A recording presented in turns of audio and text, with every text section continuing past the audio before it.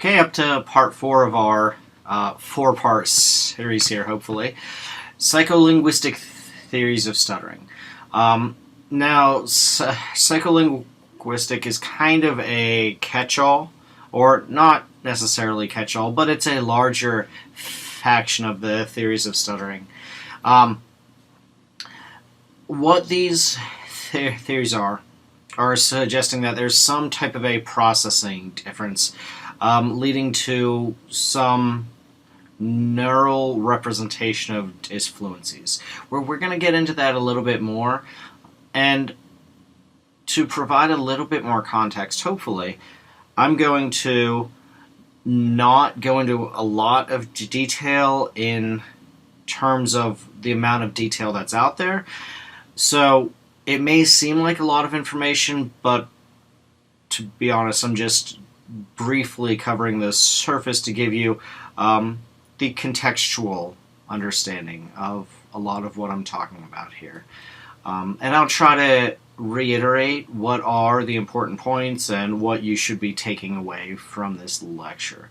So the thing to think about as far as psycholinguistic theories are concerned is that it's saying something's happening in the brain during the speech production process, and how they describe what's going on differs dramatically from theory to theory, or in some cases model to model. So to start, the demands and capacities model by Starkweather. It's saying that, in essence, as we talked about before, the brain is moving faster than the tongue. So you need to reduce external pressures to allow the inherent capacities to process at their full extent. So as an example of this, and I'm noticing I'm saying so a lot. I'm going to try to stop that. I think I'm using it as an interjection myself. There are finger tapping studies and other manual type studies that show an association of people who stutter have disruptions in specific fine motor tasks. And in finger tapping studies, what we do is we train people to tap in certain sequences. So it's a short-term memory and fine motor sequencing task that we measure the sequences and the timing patterns of the muscle activity. Or in other manual type studies, we can measure the jerk, nystagmus, etc., what's going on in the hand as people who stutter dry circle and talk under different conditions. It has been shown that stuttering is in the motor system in general, not just the speech system. However, there are professional athletes who stutter, and there have been studies a long time ago on just gross motor. So having people who stutter do push-ups, sit-ups, jumping jacks, stuff like that, there's no difference as far as that's concerned. So when we're thinking of clients, it's not a overall motor deficit, but in very fine motor tasks or very present in the speech motor system. What Starkweather recommended, or what Starkweather said, is that the inherent capacities, just in a general term, not specific areas in the brain, but just the inherent capacities for people who stutter are exceeded by external demands. Time pressure, environmental pressures, social stressors, stuff like that are increasing the demands on the system and exceeding the inherent capacities. So he didn't specifically say areas in the brain, he is just saying more general senses, that there is a capacity of the brain or of the speech production or motor system for people who stutter, that when you place increased demands on it, it exceeds the capacities. So he would prescribe treatment in terms of indirect counseling, because you don't want to bring more communicative pressure. So similar to Johnson not mentioning stuttering. And then mainly to the parents to reduce environmental stressors, parents, teachers, etc., to reduce the pressures on the individual. And then in adults who stutter, as with Johnson, it'd be a differential treatment for children or adults. So it's the same mindset, kind of. In adults who stutter, it'd be reducing the speech rate, reducing environmental factors, and phrasing. Phrasing or chunking is just saying 4 to 6 words per utterance, or 4 to 6 syllables per utterance, just talking in very short phrases, something like that. Now, some research that goes against this theory is people who stutter can talk at a very fast rate. I can talk like this, and I can still kind of use my techniques off and on, and I stutter as much. And it's been shown in the research that people who stutter talking at a faster speech rate, it might increase their stuttering a little bit without altered feedback, but with listening to delayed auditory feedback, with doing delayed visual feedback and other forms of altered feedback, which, according to his model, should actually increase the demand, just hearing the delayed signal or the altered feedback. We know from our other discussions that hearing altered feedback or seeing altered feedback dramatically increases fluency, and that you can talk or people who stutter can talk at a fast speech rate while still perceiving those altered signals, and it has the same effect on fluency enhancement. So there are inherent problems with this idea that people who stutter have inherent capacities that external pressures exceed their demands. And as we're going to get into later on in the therapy section, there are things that we can do to ameliorate the social stressors and the social anxieties. So if it were just truly the case of an inherent capacity, we wouldn't be able to alter the inherent capacities. We are in fact able to, so it takes away from the idea of this. Now, in children who stutter, altering the environment, or even in adults who stutter, we as speech therapists want an increased communication efficiency and effectiveness, just overall, not just in stuttering wise. So some of that is altering the environment, and how this can be applied is training and teaching our clients how to change the expectations, change the communication dynamic, telling people they stutter, telling people, self-advocating how they want them to interact in their communicative situation. So doing some of those procedures is changing the external influences on the communicative process. Other psycholinguistic theories. The neuropsycholinguistic model is as arbitrary, let's say, as the demands and capacities, that it hypothesizes. Okay, I guess I should go back here and talk about this again. So the demands and capacities model, associate that with stark weather. Remember, inherent capacities are exceeded by external demands, and that's demonstrated in some of the things I was just talking about. Also know how therapy would be approached for children and adults. Okay. Now the neuropsycholinguistic model by Perkins, it says there's no differentiation between people who stutter and typical speakers, and it also does not hypothesize or talk about areas of the brain, what's been found in the brain, and we have found a lot of differences in neural structures and neural functioning, I have been talking about some of those differences are a result of treatment, whereas others aren't. So there are neurological differences in people who stutter compared to the fluent population. Um, the thing I like a lot about this very general theory, the neuropsycholinguistic, so there's a neurological component, there's a psychological component, there's a linguistic component, is pretty much what he's saying here.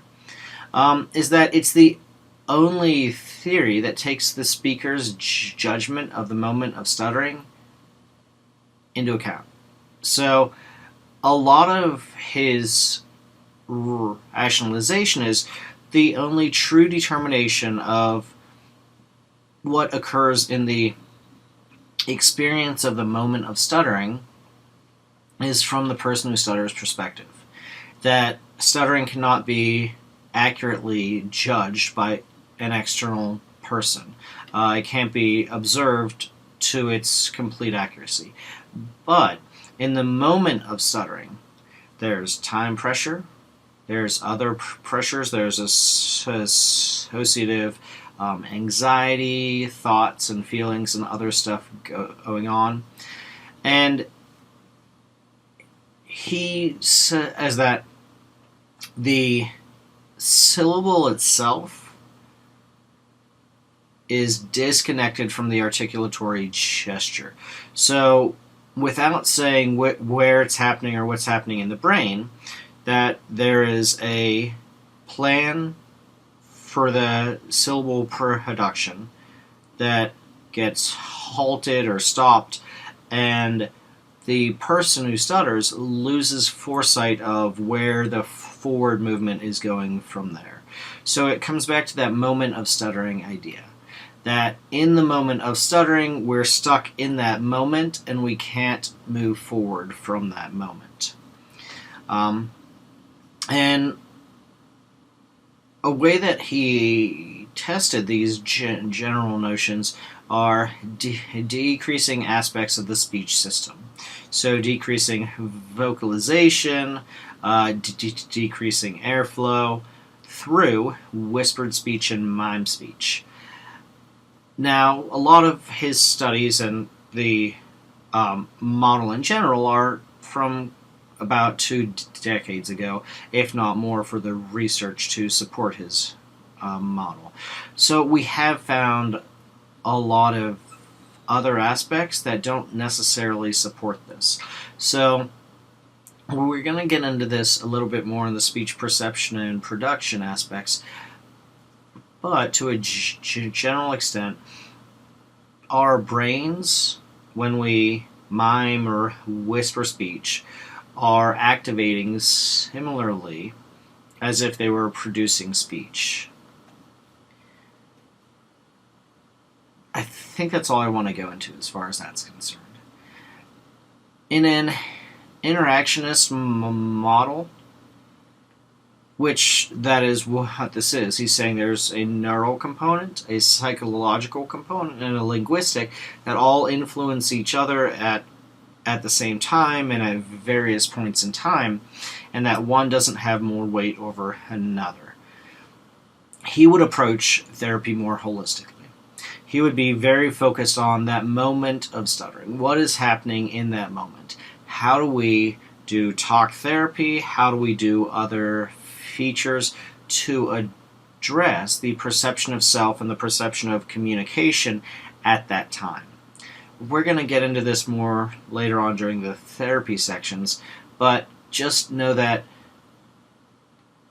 Perkins' neuropsycholinguistic model is very focused on the moment of stuttering, and it has neural components, it has psychological components, linguistic components, and they say that stuttering can only accurately and truly be judged from the speaker's perspective, taking into account those holistic features. So that's how they would approach treatment. The covert repair hypothesis. As I've been trying to illustrate, when technology changes, so do our theories and our speculations. In the covert repair hypothesis, it's taking a more computer programming approach. So, based on an earlier model of speech production on Evelt's model, it's taking a linear sequential aspect.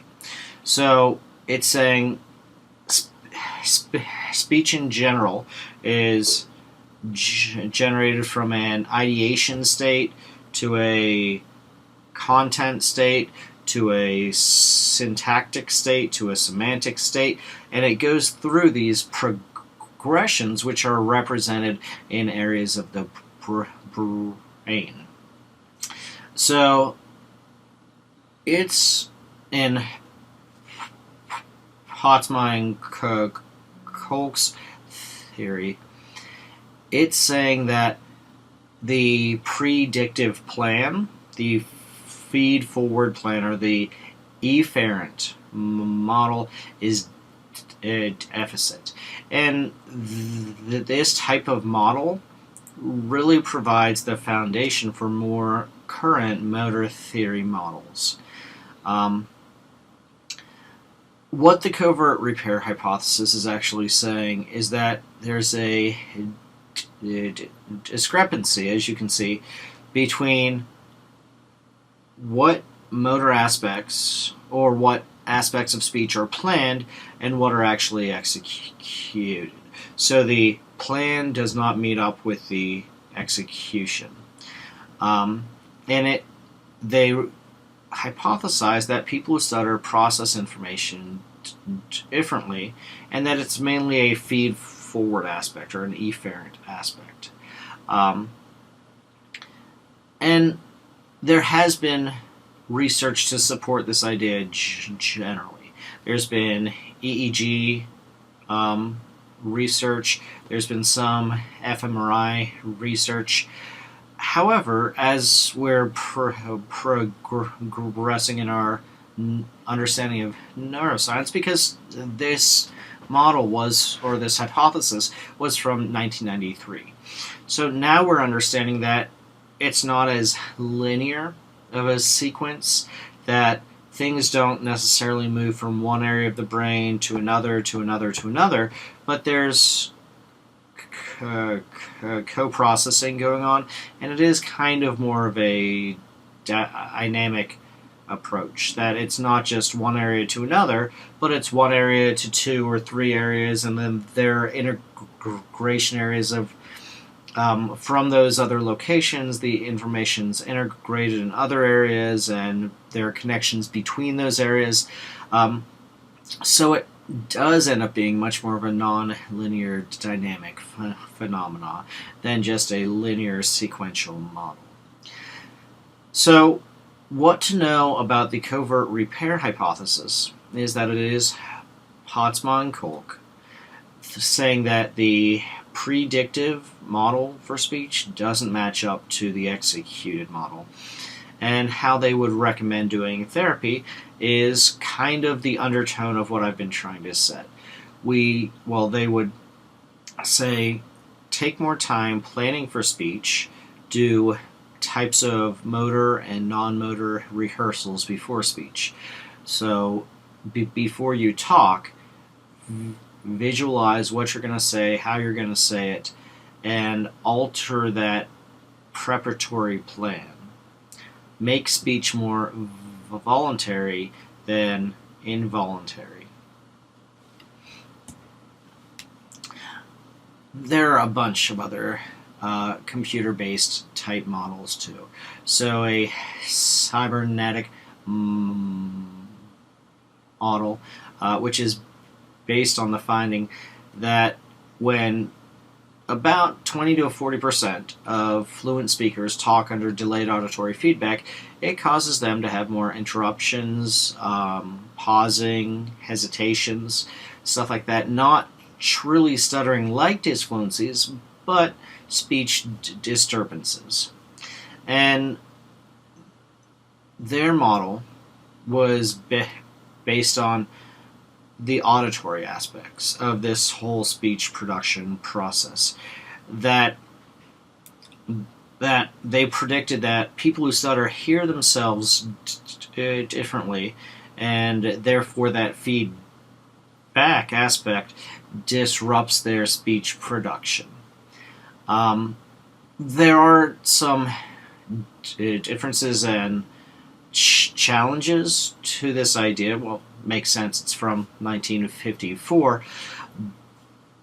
But when we plan speech, when we produce speech, our brain is actually computing about 3 to 4 syllables ahead of where we're talking. So, in the 200 milliseconds approximately it takes for us to say something, for our ears to pick up the acoustic features, and for our brain to process that information, that's the feedback aspect alone is too slow of a process. And we're finding that out more and more, that a lot of the feedback-based theories would not be realistic due to the time delays. Even a kinematic feedback, which takes about 60 to 80 milliseconds for that loop to occur from production to integration and sensory processing of that, that's still too slow of a signal. So it has to be something in the feed forward or feed forward feedback alignment systems.